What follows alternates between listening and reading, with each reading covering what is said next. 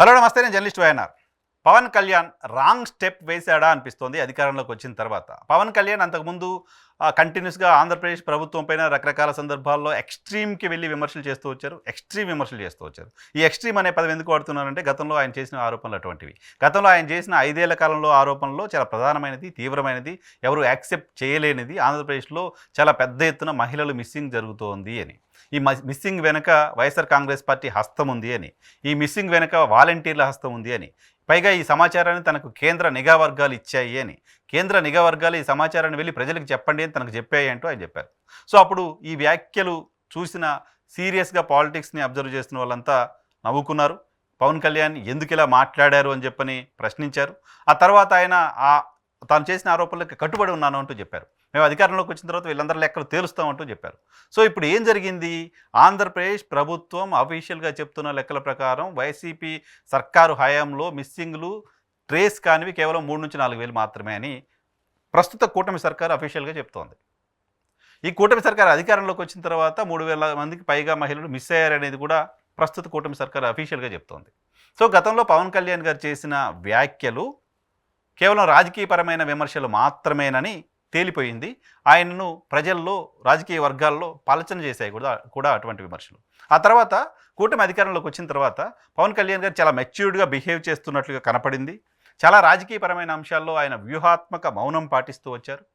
విజయవాడ వరదల అంశానికి సంబంధించి కావచ్చు, ఆంధ్రప్రదేశ్లో జరుగుతున్న కొట్లాటలు, వైఎస్ఆర్ కాంగ్రెస్ పార్టీకి సంబంధించిన నాయకులపైన దాడులకు సంబంధించిన అంశంలో కావచ్చు, ఇంకా చాలా అంశాల్లో తెలుగుదేశం పార్టీని వైసీపీ టార్గెట్ చేస్తున్న సందర్భంలో కూడా ఆయన బయటకు వచ్చి తెలుగుదేశం పార్టీని ప్రొటెక్ట్ చేసే పరిస్థితిలో కాకుండా ఒక మౌనాన్ని పాటిస్తూ వచ్చారు. విజయవాడ వరదల అంశానికి సంబంధించి పదే నేను జనాల్లో ఉంటున్నాను, నీళ్ళలోకి వెళ్తున్నాను, నేను ప్రజల దగ్గరికి వెళ్ళి వాళ్ళకి సేవ చేస్తున్నాను, వాళ్ళకి ఏం జరుగుతుందో, వాళ్ళకి ఎలా సౌకర్యాలు అందుతున్నాయో చూస్తున్నానంటూ చంద్రబాబు నాయుడు గారు చెప్తుంటే 4 రోజుల పాటు 5 రోజుల పాటు ఇంట్లో నుంచి బయటికి రాకుండా పవన్ కళ్యాణ్ గారు ఉంటే ఆయన బయటకు వచ్చి మాట్లాడిన మాట, నేను ప్రజల్లోకి వెళ్ళడం ద్వారా ప్రజలకి సౌకర్యాలు ప్రాపర్గా అందవు, నేను మానిటర్ చేస్తున్నాను ఇంట్లో కూర్చొని మాట్లాడారు. నిజానికి ఆ మాట సరే టీడీపీకి జనసేనకి మధ్య గ్యాప్ ఉందో అలాంటి చర్చ బయట జరగనియండి, కానీ ఒక మెచ్యూర్డ్ పొలిటీషియన్ ఇచ్చిన స్టేట్మెంట్గా కనపడింది. సో మొత్తం ప్రభుత్వాన్ని లీడ్ చేస్తున్న వాళ్ళు సప్లయింగ్ మెకానిజం ఎలా ఉందనేది చూడాలి, మానిటర్ మాత్రమే చేయాలి. ఫిజికల్గా వాళ్ళు అక్కడికి వెళ్ళడం వల్ల అధికారులు ఇబ్బందులు పడతారనేది కొంత ఉంది. సరే వెళ్ళాలా, అసలు వెళ్ళొద్దా అంటే వెళ్ళాల్సిందే, అక్కడ ఏం జరుగుతుందో వాళ్ళు తెలుసుకోవాల్సిన పరిస్థితి ఉంటుంది. కాబట్టి ఆ పర్టికులర్ టైంలో యుద్ధ ప్రాతిపదికన సహాయం అందాల్సిన సమయంలో నాయకులు అక్కడికి వెళ్ళడం సరైనది కాదు అనే అభిప్రాయం విస్తృతంగా ఉంది. సో ఆ రకంగా ప్రభుత్వం అధికారంలోకి వచ్చిన తర్వాత 3 నెలల పాటు చాలా వ్యూహాత్మక మౌనం పాటిస్తూ వచ్చిన పవన్ కళ్యాణ్ గారు సడన్గా తిరుమల లడ్డు అంశానికి సంబంధించి బయటకు వచ్చారు. బయటకు వచ్చి చంద్రబాబు నాయుడు గారు ఒక 30 సెకండ్లు మాట్లాడి వెళ్ళిపోయారు.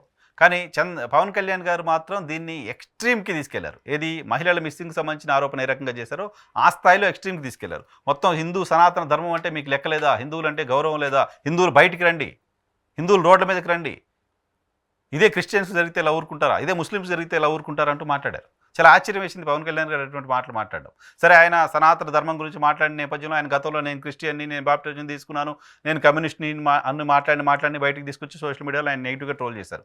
సరే అది పక్కన పెడితే ఆయన బయటికి రండి, హిందువులకి ఇంత అన్యాయం జరిగితే ఒక్కరు బయటికి రారా అని ప్రశ్నిస్తే, బయటికి రండి, రోడ్ల మీదకి రండి అని కోరితే సనాతన ధర్మం ప్రమాదంలో పడుతుంది అని మాట్లాడుతుంటే ఈ దేశంలో హిందువులకు ఛాంపియన్ అని చెప్పుకుంటున్న భారతీయ జనతా పార్టీ రాలా, భారతీయ జనతా పార్టీ స్పందించలా.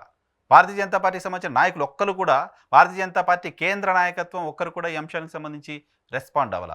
సో అది రెస్పాండ్ అవనప్పుడైనా పవన్ కళ్యాణ్ గారికి అర్థమై ఉండాలి దీంట్లో ఏం జరుగుతుంది, వెనక్కి ఏముంది అని. కేంద్రానికి అర్థమైంది, పవన్ కళ్యాణ్ గారికి ఎందుకు అర్థం కాదు అంటే పవన్ కళ్యాణ్ గారికి ప్రతిరోజు రాష్ట్రంలో ఉండే ఇంటెలిజెన్స్ డిపార్ట్మెంట్ రిపోర్ట్ చేయదు, ముఖ్యమంత్రి గారికి రిపోర్ట్ చేస్తుంది. కేంద్ర ప్రభుత్వానికి సపరేట్ ఇంటెలిజెన్స్ ఉంటుంది, వాళ్ళకి రిపోర్ట్ చేస్తారు ఏం జరుగుతుంది, దీనిలో వాస్తవం ఏంటి కాదేంటి అనేది వాళ్ళకి ఇన్ఫర్మేషన్ ఉంటుంది. బహుశా పవన్ కళ్యాణ్ గారికి ఉండకపోవచ్చు. పవన్ కళ్యాణ్ గారు ఎందుకో ఈ ట్రాప్లోకి వెళ్ళిపోయి ఈ పర్టికులర్ ఇష్యూలో చంద్రబాబు నాయుడు గారికి సంబంధించిన ఆయన తీసుకోవాల్సిన బ్లేమ్ అంతా కూడా పవన్ కళ్యాణ్ గారి మీద వేసుకున్నారు. సో ఇప్పుడు ఆ బ్లేమ్ అంతా కూడా పవన్ కళ్యాణ్ గారు తీసుకుంటున్నారు. ఇప్పుడు ఆయన ఒక సోషల్ మీడియాలో ఆ మాట అనొచ్చో లేదో కానీ ఒక కామెడీ మెటీరియల్ అయిపోయారు. దేనికోసం ప్రాయశ్చిత్త దీక్ష చేస్తున్నారు, మీ ప్రభుత్వ హయాంలో కల్తీ జరిగితే కల్తీ జరగలేదు అని టీటీడీ సుప్రీంకోర్టుకు చెప్తే ఇప్పుడు మీరు ప్రాయశ్చిత్త దీక్ష దేనికోసం చేస్తున్నారు అంటూ సోషల్ మీడియా వేదిక చాలా పెద్ద ఎత్తున పవన్ కళ్యాణ్ని ప్రశ్నిస్తున్న పరిస్థితి కనపడుతోంది. సో ముందు వెనక తెలుసుకోకుండా, వాస్తవం ఏంటో కనీసం ఎంక్వైరీ చేయకుండా పవన్ కళ్యాణ్ గారు బయటకు వచ్చి మాట్లాడడం మాత్రమే కాకుండా ఎక్స్ట్రీమ్కి వెళ్ళిపోయి ఒక దీక్ష చేస్తున్నానని ప్రకటన చేయడం ద్వారా హిందువులందరినీ రెచ్చగొట్టేలా మాట్లాడారు లాంటి ఒక ఇంప్రెషన్ ఇవ్వడం ద్వారా పవన్ కళ్యాణ్ కూటమి అధికారంలోకి వచ్చిన తర్వాత ఒక రాంగ్ స్టెప్ వేశాడు లాంటి ఇంప్రెషన్ కలుగుతోంది. ఆయన వేసిన ఈ రాంగ్ స్టెప్ వైసీపీకి ఆనందాన్ని కలిగించేదో లేకపోతే తెలుగుదేశం పార్టీకి ఆనందాన్ని కలిగించేదో ఇంకెవరకు రాజకీయ ప్రయోజనాలు చేకూర్చేది కాకుండా హిందువులందరినీ కూడా పవన్ కళ్యాణ్ రేపొద్దున ఏమైనా మాట్లాడితే దాన్ని సీరియస్గా తీసుకోవాల్సిన అవసరం లేదు అనే ఒక ఇంప్రెషన్లోకి నెట్టేసింది. రేపొద్దున తిరుమల గురించైనా ఇంకా దేని గురించైనా ఆయన ఏమైనా మాట్లాడితే దాన్ని అంత సీరియస్గా తీసుకోవాల్సిన అవసరం లేదు అని హిందువులంతా భావించేలా చేసింది. అంతేకాదు ఈవెన్ కోర్టులు కూడా ఉప ముఖ్యమంత్రి మాట్లాడిన మాటలని అంత పెద్ద పట్టించుకోవాల్సిన అవసరం లేదు, శాంటిటీ లేకుండా వేగ్గా ఆయన మాట్లాడారని భావించే పరిస్థితికి పవన్ కళ్యాణ్ని నెట్టేసింది. కాబట్టి పవన్ కళ్యాణ్ ఇటువంటి రాంగ్ స్టెప్స్ వేసుకుంటూ పోతే రాజకీయంగా ఇంకా ఇబ్బందులు పడతారు. పవన్ కళ్యాణ్ ఇటువంటి రాంగ్ స్టెప్స్ వేయడం ఆయన తీసుకున్న నిర్ణయమా, ఆయన్ని ఇటువంటి రాంగ్ స్టెప్స్ వేసేలా ఇంకెవరైనా ప్రొవోక్ చేశారా అనేది కూడా చూడాల్సిన అవసరం ఉంది. పక్క పొజిషన్లో ఉన్న వాళ్ళని రాంగ్ స్టెప్స్ వేసేలా ప్రొవోక్ చేసే వాళ్ళు కూడా ఉంటారు, రాంగ్ స్టెప్ వేసేలా చేయించి రాజకీయంగా ఇబ్బందులు పెట్టాలనే వాళ్ళు కూడా ఉంటారు. సో అటువంటి వాళ్ళతో పవన్ కళ్యాణ్ జాగ్రత్తగా ఉండడం ఖచ్చితంగా ఆయనకు అవసరం.